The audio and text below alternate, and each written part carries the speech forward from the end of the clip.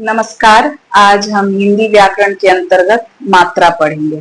आइए देखते हैं। मात्रा मात्रा क्या है? किसी भी ध्वनि के उच्चारण में जो समय लगता है, किसी भी ध्वनि को जब हम बोलते हैं तो उसमें जो समय लगता है वही मात्रा है। मात्रा क्या है? किसी भी ध्वनि का जब हम उच्चारण कर रहे हैं तो बोलते वक्त लगने वाला जो समय है वो मात्रा है। इसे अगर लिखित भाषा में हम समझे, लिखने के क्रम में समझे, या जो परिवर्तन होता है लिखने के क्रम में, उसकी परिभाषा के तौर पे देखें तो क्या है?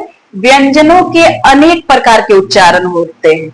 व्यंजनों का उच्चारण जब हम कर रहे हैं तो उनके अनेक प्रकार के जो उच्चारण है, ठीक है, अनेक प्रकार के जो उच्चारण हैं, उन उच्चारणों को स्पष्ट रूप से, जो उच्चारण है उसे स्पष्ट रूप से दृष्टिगत करने के लिए, स्पष्ट करने के लिए क्या होगा?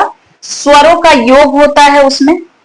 जब व्यंजनों से के माध्यम से हम शब्द बना रहे हैं, ठीक है, व्यंजन वर्ण के माध्यम से जब हम शब्द बना रहे हैं, जैसा कि हम जानते हैं कि व्यंजन को स्वरों की आवश्यकता होगी ही, उसके बिना व्यंजन का उच्चारण संभव नहीं है। तो उस क्रम में क्या हो रहा है कि व्यंजन के अनेक प्रकार के उच्चारण को स्पष्ट करने के लिए स्वरों का उनके साथ योग होता है। स्वरों का उनके साथ योग होता है। जब स्वर का योग होता है तो स्वर तब क्या होता है? स्वर जो है अपने वास्तविक रूप से जिस रूप में बदलता है उसे ही मात्रा कहते हैं। जैसे कि अब हमने क लिखा, मुझे का लिखना है। अगर का लिखना है, अगर का लिखना है तो कैसे लिखेंगे? क और उसके साथ फिर क्या है? आ है। तो क्या इस रूप में हम लिख सकते हैं? तो क्या इस रूप में हम लिख सकते हैं? नहीं। कैसे लिख सकते हैं? तो ये जो आ है, आ की मात्रा का रूप परिवर्तन हुआ और वो यहां पर मात्रा के, आ की मात्रा के रूप में यहां पे प्रयुक्त हुआ। तो ये जो रूप परिवर्तन, आ का मात्रा के रूप में परिवर्तन, यही वास्तविक जो परिवर्तन हुआ यही मात्रा है। तो यहां तक बात समझ में आ गई। जब बोलते वक्त समय लग रहा है, इसको ध्यान रखना है। जब हम किसी ध्वनि का उच्चारण कर रहे हैं, जैसे क, का, ह्रस्व की, दीर्घ की, तो जिसके उच्चारण में जितना समय लग रहा है, समय का जितना अंश उसमें खर्च हो रहा है, मात्रा उसे ही कहते हैं। उस लगने वाले समय को, किसी भी ध्वनि के उच्चारण में बोलते वक्त जो समय लगता है उसे ही मात्रा कहते हैं। लेकिन जब हम लिखित रूप में आते हैं तो हम क्या पाते हैं कि जब व्यंजन के अनेक प्रकार के उच्चारण हैं और उनको मुझे स्पष्ट करना है, हमें स्पष्ट करना है उन्हें, तो स्पष्ट करने के लिए जो स्वरों का योग हो रहा है, तो स्वर अपने वास्तविक स्वरूप से जिस रूप में बदल रहे हैं उन्हें मात्रा कहते हैं। तो यहां तक परिभाषा समझ में आ गई। अब इसके आगे हम देख रहे हैं कि मात्राएं कितनी होती है। तो मात्राएं 3 होती हैं। ह्रस्व माफ कीजिएगा, ह्रस्व, दीर्घ और पलूत। 3 मात्राएं 3 होती है। ह्रस्व मतलब जिसके उच्चारण में 1 गुना बल लगे, 1 चुटकी के बराबर बल लगे। इसको इस तरीके से याद रखना होगा। 1 चुटकी बजाने के बराबर जो समय लगता है वो ह्रस्व है। ह्रस्व, ठीक है, ह्रस्व। तो ह्रस्व में क्या आएगा? अ, ह्रस्व ई, ह्रस्व उ। इसके बाद है दीर्घ। ह्रस्व मात्रा फिर दीर्घ। दीर्घ मात्रा में दुगना बल लगता है, 2 चुटकी बजाने के बराबर बल लगता है, दुगना बल। वहां हो गया आ,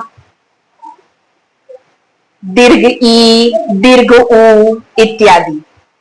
इसके बाद है पलूत। पलूत जो है यहां पर इसका अपना कोई चिन्ह नहीं होता है। पलूत का इसे 3 की संख्या से दर्शाते हैं।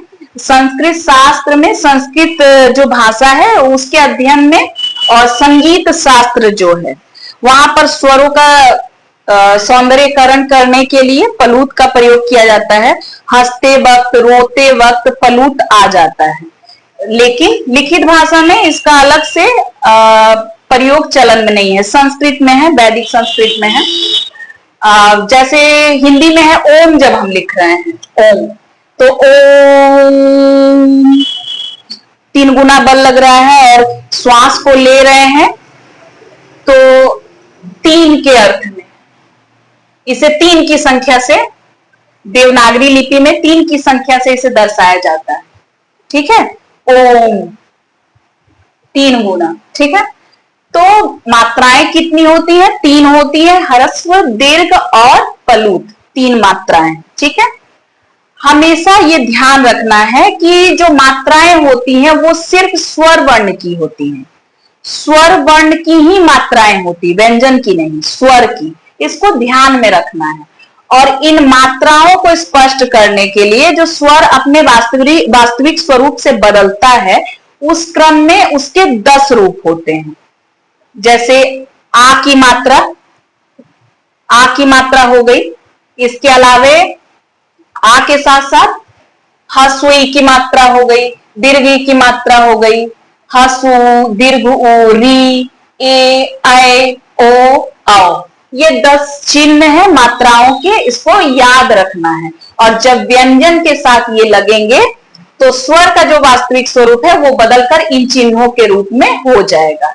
तो आज की कक्षा में हमने क्या क्या जाना? आज की कक्षा में हमने ये जाना कि मात्रा किसे कहते हैं, मात्रा वास्तव में है क्या, और इसके साथ साथ इसके कितने भेद हैं उसकी भी जानकारी हमें हो गई है।